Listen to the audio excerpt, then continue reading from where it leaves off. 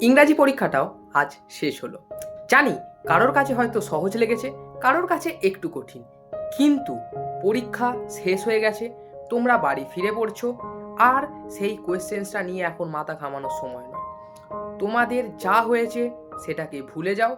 ভুলে গিয়ে এখনও তোমাদের যে সমস্ত পরবর্তী পরীক্ষাগুলো আছে সেই সমস্ত পরীক্ষাগুলোর দিকে লক্ষ্য দাও। কারণ মাধ্যমিক তোমাদের কাছে একটা ছোট্ট 100 মিটারের রেস নয়। মাধ্যমিক হলো একটা 7 দিনের ম্যারাথন। আর এই 7 দিনের ম্যারাথনে তোমাদেরকে মস্তিষ্ক ঠান্ডা রেখে একের পর এক এক্সামগুলোকে ক্লিয়ার করতে হবে। আর তুমি যদি আগের দিনে কি এক্সামটা হয়েছে সেটা নিয়ে ভেঙে পড়ো, তোমার সেটা পরবর্তী যে এক্সাম আছে সেটাকে হ্যাম্পার করতে পারে।